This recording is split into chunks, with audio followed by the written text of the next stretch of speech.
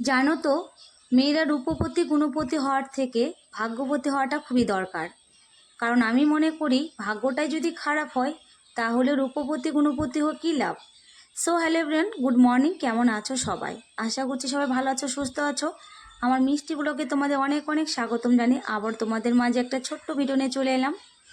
আজকে দিনটা হচ্ছে বৃহস্পতিবার, ঘড়ি কাঁটায় বাজে তোমার 5:30টার মতো। তো আমি ভিডিওটা করেছি বৃহস্পতিবারে, কাজের ব্যস্ততার জন্য তোমাদের সাথে কিন্তু শেয়ার করতে পারিনি। আজকে শুক্রবারে আমি তোমাদের সাথে ভিডিওটা শেয়ার করছি।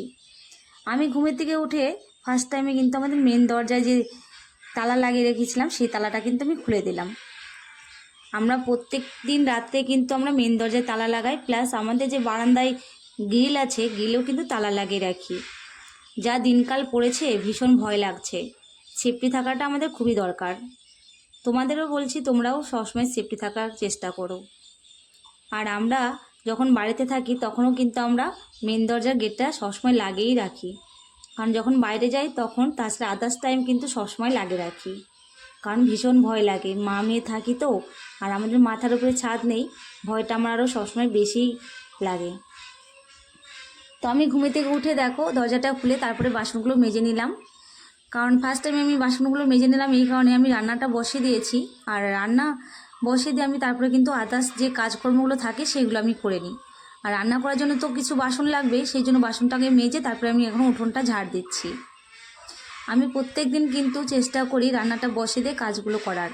কারণ যেদিন আমার সিম্পল রান্না থাকে, ডাল বা সিদ্ধ ভাত, সেদিন কিন্তু আমি রান্নাটা বসিয়ে দিই, উঠান ঝাড় দিই বা তোমার ঘর ঝাড় দিই, তারপরে তোমার উঠানের সামনে বারান্দার সামনে জল দিই। এই সমস্ত কাজগুলো কিন্তু আমি পরেই করি।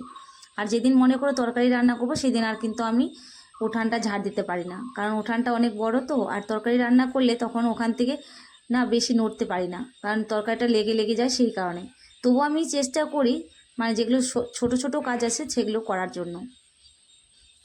আর আমি দেখো এখন তোমাদের সাথে কথা বলতে বলতে উঠানটাও কিন্তু আমি ঝাড় দিয়ে নিলাম।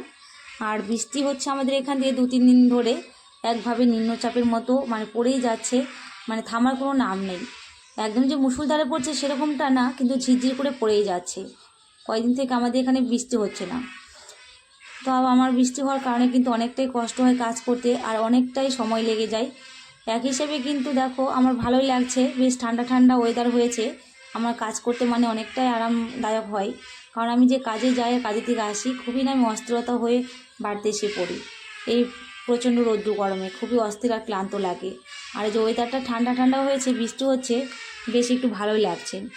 কিন্তু আরেক দিকে দেখো ভালো লাগছে, আরেক দিকে তোমার কষ্ট হচ্ছে। এই যে আমার কাজগুলো বেড়ে যায়, মানে অনেকটা সময় লেগে যায় কাজ করতে, আর আমার কাজে লেট হয়ে যায়।